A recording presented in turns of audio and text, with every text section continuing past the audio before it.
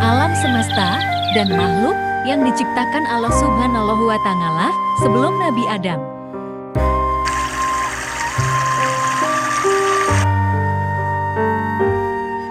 Pertama, asal mula bumi dan langit. Sebelum Nabi Adam alaihi wasallam diciptakan, Allah menciptakan bumi dan segala isinya, gunung, laut, tumbuhan, hewan, bintang, dan matahari sebagai sumber panas dan bulan sebagai penerang di malam hari. Langit dan bumi oleh Allah Subhanahu wa Ta'ala diciptakan dalam waktu 6 hari atau masa. Sedangkan 1 hari di sisi Allah sama dengan 1000 tahun menurut perhitungan manusia. Allah Maha Kuasa apabila menghendaki sesuatu cukup berfirman, kun, jadilah, maka jadilah apa yang diinginkannya. Asal mula malaikat. Sesudah menciptakan langit dan bumi, maka Allah Subhanahu wa Ta'ala menciptakan makhluk yang bernama malaikat. Malaikat dibuat dari nur cahaya. Malaikat diciptakan sebagai makhluk tunduk dan patuh serta senantiasa berbakti kepadanya. Sama sekali tidak pernah durhaka kepadanya.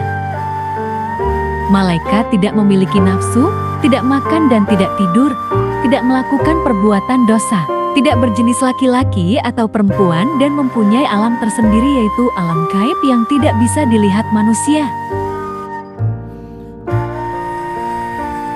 Ketiga, asal mula jin dan iblis. Jin dan iblis diciptakan dari api yang sangat panas. Ia mempunyai jenis kelamin laki-laki dan perempuan. Jin ada yang patuh dan ada yang ingkar kepada perintah Allah Subhanahu wa Ta'ala. Jin yang ingkar dan membangkang perintah Allah disebut iblis dan setan. Iblis dan keturunannya adalah makhluk yang sangat durhaka dan jahat. Tidak ada kebaikannya sama sekali. Pekerjaan iblis dan setan adalah menggoda manusia agar tersesat dan jatuh dalam lembah dosa. Permintaan iblis untuk hidup di dunia sampai hari kiamat dikabulkan Allah Subhanahu wa Ta'ala. Sebab dahulu iblis adalah makhluk yang pernah patuh kepada Allah Subhanahu wa Ta'ala. Jadi perpanjangan umur bagi iblis hingga hari kiamat adalah sebagai balasan bagi kebaikannya di masa lalu, sebelum diciptakan Nabi Adam alaihi wasallam. Setelah Nabi Adam diciptakan, iblis menjadi makhluk pembangkang, maka dikutuk oleh Allah Subhanahu wa Ta'ala dan diusir dari surga. 4. Asal mula Nabi Adam alaihi salam. Sesudah langit dan bumi, malaikat dan jin iblis diciptakan, maka Allah Subhanahu wa Ta'ala hendak menciptakan makhluk yang akan diperintahkan untuk mengelola bumi. Hal itu diutarakan kepada para malaikat. Aku akan menciptakan manusia untuk menjadi pengatur bumi. Para malaikat mengira lalai dalam menjalankan tugasnya, maka mereka berkata, "Mengapa Allah menciptakan manusia? Bukankah mereka hanya akan berbuat kerusakan di atas bumi? Mereka akan saling bermusuhan dan saling membunuh, sedangkan kami para malaikat senantiasa patuh mengagungkanmu."